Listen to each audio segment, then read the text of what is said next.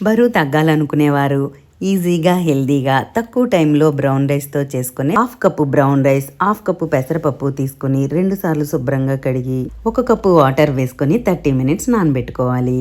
నానిన రైస్ని కుక్కర్లో వేసుకొని 3 కప్స్ వాటర్ వేసుకొని మసాలాలు వేసుకొని రైస్ పొంగిపోకుండా ఉండడం కోసం హాఫ్ టీ స్పూన్ గీ వేసుకొని 3 విజిల్స్ వేయించుకోవాలి. ప్యాన్లో 2 టేబుల్ స్పూన్స్ గీ వేసుకొని ఆవాలు, జీలకర్ర ఫ్రై చేసుకున్న తర్వాత ఉల్లిపాయలు, పచ్చిమిర్చి, కరివేపాకు వేసుకొని ఇవి వేగిన తర్వాత ఫ్రెష్గా ఉన్న అల్లం వెల్లుల్లి పేస్ట్ వేసుకొని పచ్చి వాసన పోయేలా ఫ్రై చేసుకోవాలి. ఇప్పుడు కట్ చేసుకున్న క్యారెట్, మటర్స్, బీన్స్, క్యాప్సికమ్ వేసుకొని ఇవి కొంచెం వేగిన తరువాత 1 కప్పు టమాటా ముక్కలు, పసుపు, కారం, సాంబార్ పొడి, సాల్ట్ వేసుకొని ఇవి కొంచెం సాఫ్ట్గా అయిన తర్వాత ఉడికించుకున్న రైస్లో వేసుకొని హాఫ్ కప్పు వాటర్ వేసుకొని లో ఫ్లేమ్లో 5 to 7 మినిట్స్